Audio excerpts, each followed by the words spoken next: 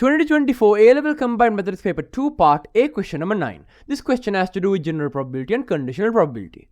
The question says, let A and B be two events of sample space omega. It is given that the probability of A occurring is 1 over 5, probability of A given B is 1 over 10, and the probability of B given A is 3 over 10. Now given this information, we are asked to find the probability of B occurring and the probability of A union B. Now to start this question, to find the probability of B occurring, we need to use Bayes' theorem. The standard form of Bayes' theorem states the probability of A given B and event A occurring, given that we already know the event B occurred, is equal to probability of B given A, probability of the second event B occurring, given that we already know A occurred, times the probability of A divided by the probability of B. Now in this formula we can see, out of the 4 values, we already know 3 of them. We already know probability of A given B, probability of B given A, and probability of A, because all 3 of them were given in the question. What we don't know is the probability of B, and therefore this formula can be used to find the probability of B. So for that, what I will do is to rearrange this formula to make probability of B the subject. So to do that, I can multiply both sides by probability of B and divide both sides by probability of A given B. Doing so, I get probability of B equals, and on the other side I get probability of B given A times probability of A, all divided by probability of A given B, divided by probability of A given B.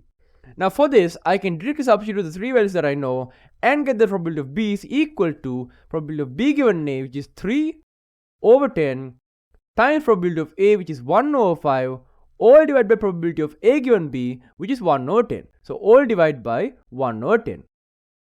Now simplifying this down, we can see on top we have 3 times 1 over 10, and on the bottom we have 1 over 10. These two will cancel, leaving us with 3 on top. So therefore we have 3 on top times 1 over 5, which is equal to 3 over 5. And therefore our answer is 3 over 5. The probability of the event B occurring is equal to 3 over 5.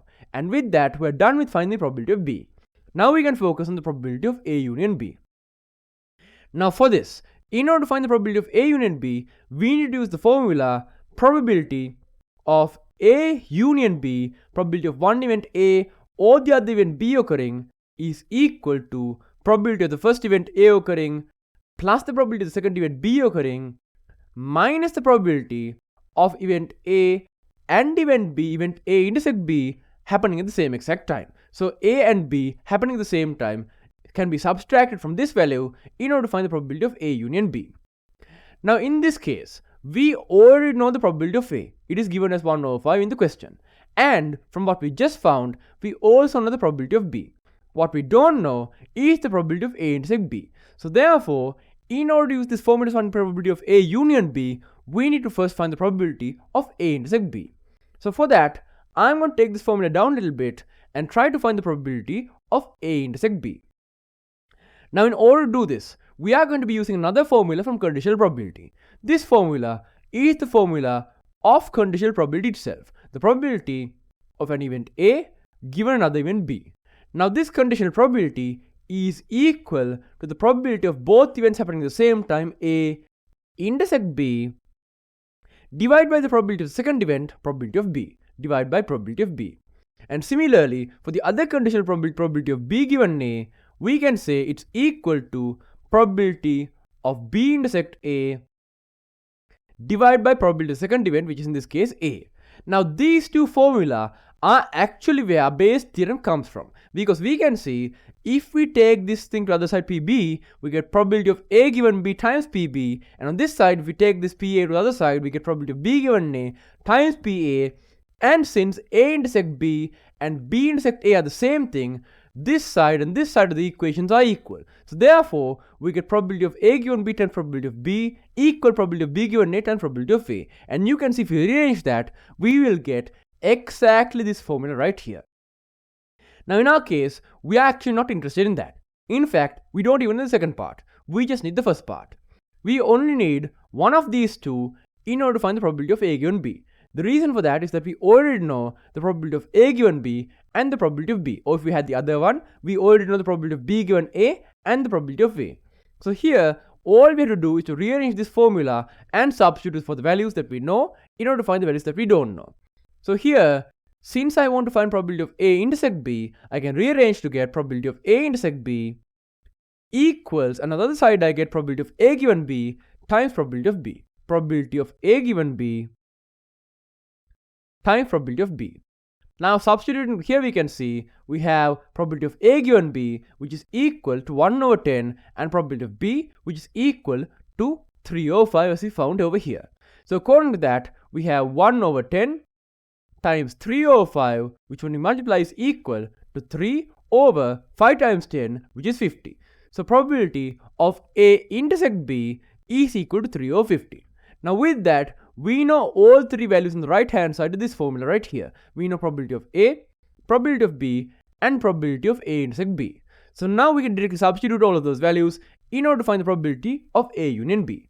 So substituting in, probability of A was given as 1 over 5. So we have 1 over 5. Plus, probability of B was found to be 3 over 5. So we have 3 over 5. And then we have minus probability of A intersect B, which is 3 over 50. So minus 3 over 50. Now to simplify this down, we need to take everything under a common denominator. The common denominator here is going to be 50. So therefore, in order to do that, I will multiply the top and bottom here by 10, and similarly here, top and bottom by 10. Doing so, I get 10 over 50 plus 30 over 50 minus 3 over 50. And now, since we have common denominator, we can write that on the bottom and simply add everything on top.